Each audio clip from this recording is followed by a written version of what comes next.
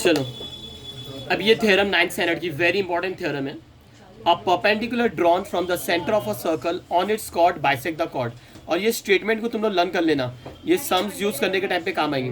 A perpendicular drawn from the centre of a circle on it chords bisect the a perpendicular drawn from the centre of a circle on its chord bisect the chord. तो देखो यहाँ पे काय की बात हो रही, circle, तो तुम लोग सर्कल बनाएंगे।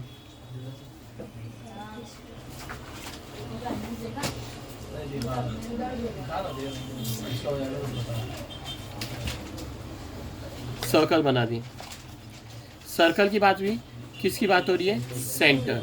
सर्कल बना दिए, सेंटर, सेंटर को दे दिया ओ, सेंटर को दे दिया ओ। तो गिवन में लिखेंगे point O is the centre of the circle, क्योंकि नाम नहीं दिए तो तुम लोग नामकरण करेंगे। Point O is the centre of the circle. Centre की बात हुई, ए सर्कल की बात हुई, सेंटर की बात हुई, किसकी बात हो रही है अभी, cord.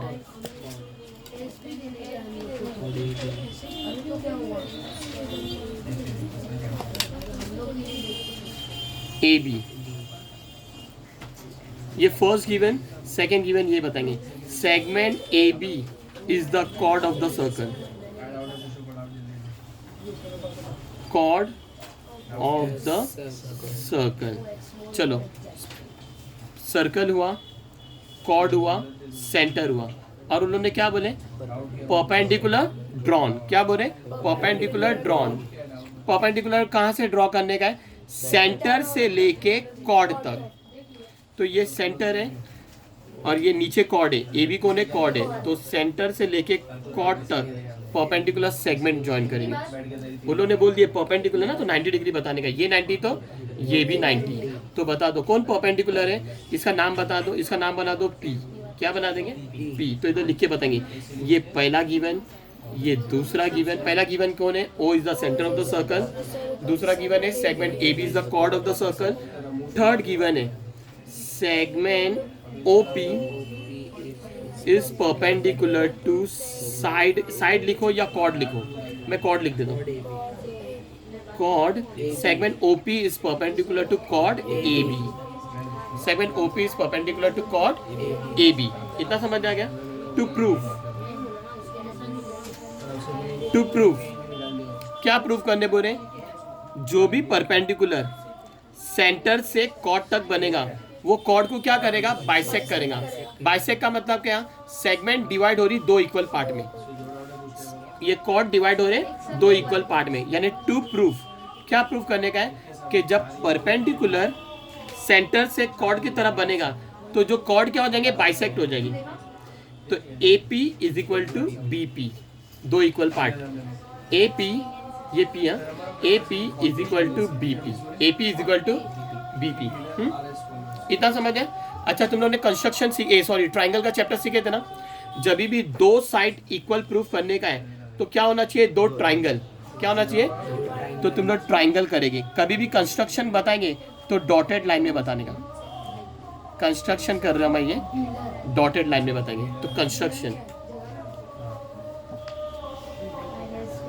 Construction draw segment O A and segment O B, draw segment O A and segment O B.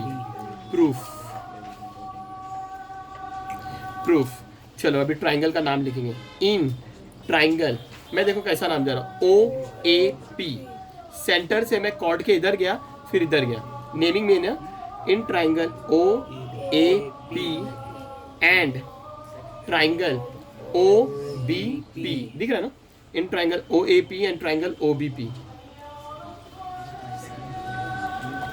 सभी, सब में पहले तुम लोग साइड पे अटैक करने का। ओ ए पे मार्किंग है, ओ ए पे मार्किंग है नहीं।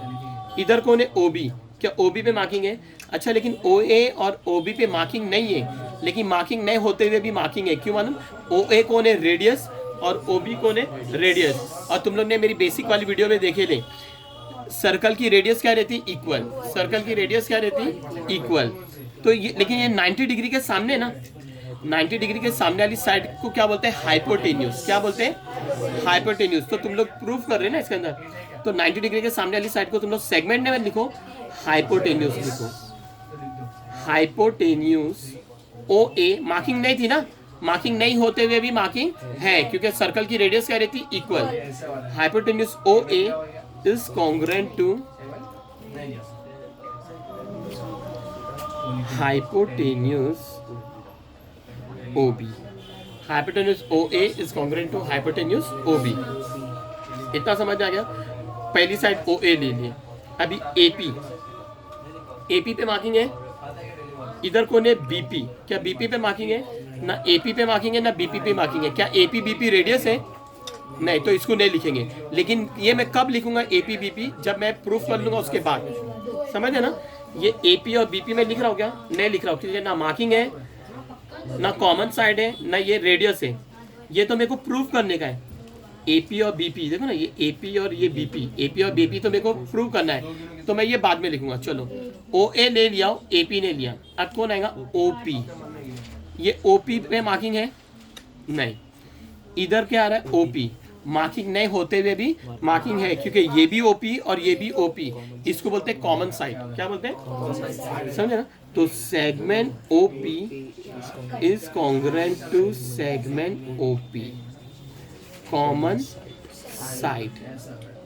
और इसका रीजन मैं लिखने भूल गया, इसका रीजन क्या लिखेंगे, radii of the same circle. Radii of the same circle, radii of the same circle. आगे समझे। कितनी कंडीशन लेना चाहिए, 3, और कितनी कंडीशन लिया, 2। तीनों साइड हो गई। अभी एंगल की बारी। एंगल में पहले ओ पे अटैक करेंगे। स्टार्टिंग में ओ है, क्या ओ पे कोई मार्किंग है, फिर ए पे कोई मार्किंग है, हाँ हाँ, लेकिन नहीं ले पाएंगे ना। देखो ना, पहले देखो जिस पे मार्किंग आ रही है, ओ कॉमन एंगल बन सकता है। ओ क्यों कॉमन एंगल बनेगा, क्योंकि इधर भी ओ है इधर भी ओ है, मैं कॉमन एंगल ले सकता हूँ, मतलब उसका कैच सही है। ए इधर है, ए पे कोई मार्किंग है, इधर बीच में कोई है बी, क्या ए बी कॉन्ग्रुएंट है, नहीं।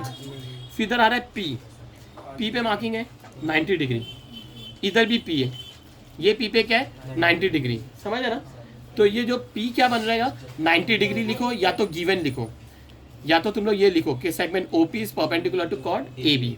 तो तुम लोग बीच में क्या लेकर आएंगे, किसको बीच में लेकर आने का, पी पे, पी को, क्योंकि पी पे मार्किंग है ना, पी पे मार्किंग है, पी बीच में, पी क्यों, ऑलरेडी पहले ए है, खाली पोजीशन किसकी चेंज होगी, ओ की।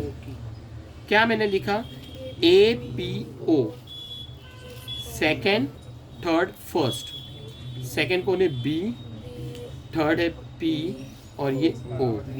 या तो गिवन लिखो क्योंकि तुम्हारे को 90 डिग्री दिख रहा है, या तो बोथ आर 90 डिग्री लिखो, या तो ये लिख दो, मैं ये लिख रहा हूँ, segment O P is perpendicular to chord A B. 3 condition हो गए। देयरफॉर ट्राइंगल, ये ट्राइंगल का नाम दिए अपने, O A P is congruent to triangle O B P. अभी टेस्ट कौन सी टेस्ट होती है, देखो 4 टाइप की टेस्ट होती है 9th स्टैंडर्ड में। SSS कॉन्ग्रुएंसी प्रूव करने के, SSS, SAS, ASA और हाइपोटेन्यूस साइड टेस्ट। तो ये कौन सी टेस्ट होगी, हाइपोटेन्यूस साइड टेस्ट। कौन सी टेस्ट हो जाएगी, हाइपोटेन्यूस। क्यों हाइपोटेन्यूस, क्योंकि ये प्रूव करने में मैंने हाइपोटेन्यूस की मदद लिया। समझ है ना, हाइपोटेन्यूस की मदद लिया। ना तो तुम लोग वो मत लिखना, साइड एंगल साइड नहीं लिख सकते, क्योंकि देखो ये साइड लिए ले, फिर ये साइड लिए, और ये एंगल, ये तो ऐसा बन सकता है SSA, और ऐसी कोई टेस्ट नहीं है मेरे पास, SA ऐसे या A ऐसे। समझ है ना। तो ये कौन सी टेस्ट है, हाइपोटेन्यूस साइड टेस्ट, क्योंकि मैंने 90 डिग्री के सामने वाली साइड को इसके अंदर लिया हो। 3 कंडीशन में से एक कंडीशन मेरी कौन सी आएगी, हाइपोटेन्यूस वाली। इसके लिए ये कौन सी, hypotenuse side theorem, hypotenuse side test लिखो या थ्योरम लिखो। हो गया, ये प्रूफ कर लिए। लेकिन मेरे को ये थोड़ी प्रूफ करने का है, मेरे को AP is equal to BP। तुमने ये 2 ट्राइंगल को कॉन्ग्रुएंट प्रूफ कर दिए ना, अब बता सकते हैं AP जो मैंने नहीं लिया, और इधर कौन है BP, AP और BP क्या हो जाएंगे, congruent. Segment AP is congruent to segment B P. Reason क्या लिखूंगा, corresponding side of congruent triangle, corresponding side of congruent triangle, corresponding side of congruent triangle. अब मैं क्या करूंगा, सेगमेंट हटा दूंगा, तो ए पी कॉन्ग्रुएंट बन जाएगा इज इक्वल टू, ये सेगमेंट हट गया, क्या हो गया, B P. AP is equal to B P, समझ है, AP is equal to B P. तो तुम लोग की ये थ्योरम क्या हो गई, प्रूफ हो गई। A perpendicular drawn from the centre of a circle on its chord bisect the cord.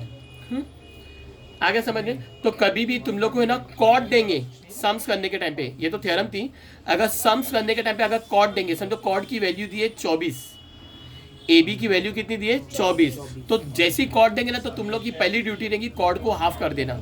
लेकिन वो हाफ करने के लिए कंडीशन क्या होना चाहिए, उन लोग ने क्वेश्चन में देना चाहिए कि ये जो OP और ये AB क्या होना चाहिए, परपेंडिकुलर। तो तब तुम लोग बोलेंगे a perpendicular drawn from the centre of a circle on it chord bisect the cord.